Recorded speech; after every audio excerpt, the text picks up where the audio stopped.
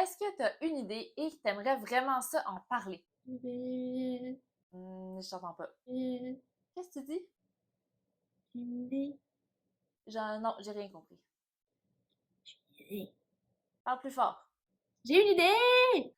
Ah, t'as une idée puis t'aimerais ça en parler. OK, ben ça tombe bien, c'est de ça qu'on parle aujourd'hui. Je m'appelle Raphaël Demiassan, fondatrice de la Miassan Academy, experte en gestion de projet et créativité, et j'aide les créatifs à facilement gérer leurs projets et les gestionnaires à optimiser leur créativité. Reste avec moi, ça commence maintenant.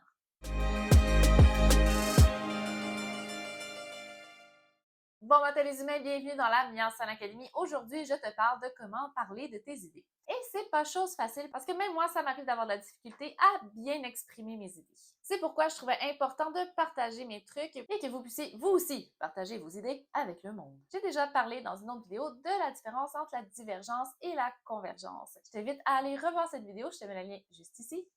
Quand arrive le temps de parler de nos idées, c'est souvent qu'on est rendu en phase de convergence. Donc, c'est une idée qui a été manipulée, qui a été testée. C'est pas la première idée qui nous est venue ou c'est la première idée, mais qu'on a retravaillée. C'est donc pas une idée impulsive. Elle a eu le temps de faire un peu d'incubation. Donc, notre idée est prête à être partagée autour de nous. Là, ton idée, elle peut être partagée à n'importe quel stade. Ça peut être très embryonnaire. Ça peut être avant même de partir un projet. Ça peut être pour simplement tester, voir si ça intéresserait les gens, des amis, des collègues, peu importe. Donc, c'est pas obligé d'être présentation finale devant une salle de 15 000 personnes. Ça peut simplement être une idée prête à discuter avec ton partenaire ou avec tes parents ou avec un ami pour savoir qu'est-ce qu'ils en pensent ou s'ils ont des conseils à t'offrir. Mais avant de parler de ton idée, je t'invite à te poser ces 4 questions. Premièrement, est-ce que ton idée est cohérente? Est-ce qu'elle fait du sens quand tu la dis à voix haute? Donc, je t'invite à parler de ton idée à voix haute à toi-même parce que juste le fait de dire nos idées à voix haute peut nous aider à voir si elles font du sens. Parfois, on a une super bonne idée dans notre tête, puis une fois qu'on le dit à voix haute,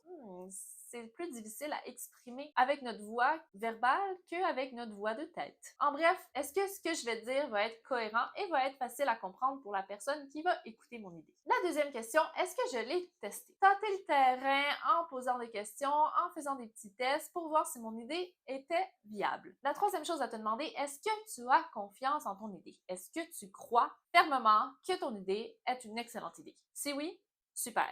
Sinon, pourquoi? Il y a peut-être des choses à y retravailler avant d'aller en parler. Et la quatrième question, est-ce que tu as évalué les aspects externes de ton idée? Est-ce que tu as pris en considération les choses externes qui pourraient venir jouer sur la faisabilité de ton idée? Ce sont les 4 questions à se poser avant d'aller parler de ton idée. Bien sûr, ça peut être fait de très rapidement là, si c'est pour une petite idée très simple et ça peut être très complexe à répondre à ces questions-là si c'est pour une très grosse idée qui demande un haut niveau de complexité. Mais là, l'autre chose qui nous empêche souvent de parler de nos idées, c'est la peur, la réaction qu'on va avoir quand on va parler de cette idée-là, quand on va dire notre grande idée. Il y a 2 choses qui peuvent se passer. 50% de chances qu'on vous réponde positivement et 50% de chances qu'on vous réponde négativement. Si on répond positivement à votre idée, eh bien cool.